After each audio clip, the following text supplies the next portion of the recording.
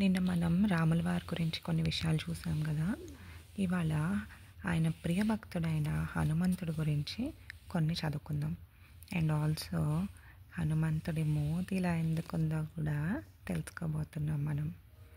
So చివరి వరకు ఈ బుక్ చదవండి, నాతో పాటు మీరు కూడా. Devotees believe that Hanuman is an avatar or incarnation of Lord Shiva. అందరూ ఏమనుకుంటారంటే హనుమంతుడు శివుని యొక్క రూపం తీసుకొని జన్మించారు అని. Hanuman is also known as Vayuputra, the son of wind God. వాయు అంటే ఎయిర్ అన్నమాట, గాలి. సో హనుమంతుడు ఎవరి కొడుకు? అంజనాదేవి అండ్ వాయువుకి పుట్టిన కుమారుడు. Hanuman's chin was broken when Indra attacked him with his thunderbolt. So ఇంద్రుడు ఎందుకు హనుమంతుడిని కొట్టాల్సి వచ్చింది అనేది మీరు చూసి రీసెర్చ్ చేసి మీ పేరెంట్స్ని అడిగి నాకు కమెంట్స్లో చెప్పండి. Hanuman was wise. Surya the sun god was Hanuman's teacher.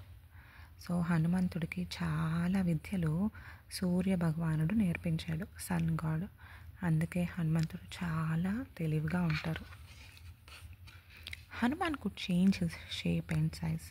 హనుమంతుడు ఎప్పుడు కావాలంటే అప్పుడు పెద్దగా అయిపోగలుగుతారు, చిన్నగా అయిపోగలుగుతారు. Hanuman could fly swiftly in air.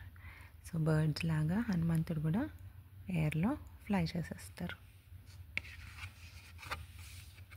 Hanuman was very powerful and could lift mountains easily.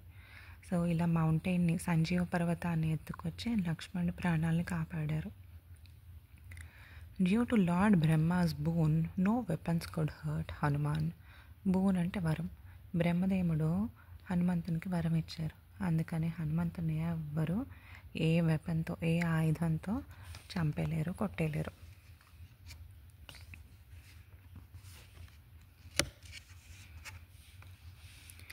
Hanuman used his tail to set Lanka on fire to punish the evil demon king Ravana.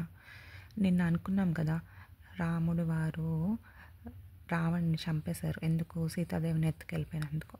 So అదే వార్లో ఇది కూడా జరిగిందనమాట. Hanuman was a devotee of lord Rama. ఈ విషయం నిన్న చూస్తాం కదా. So అంతే.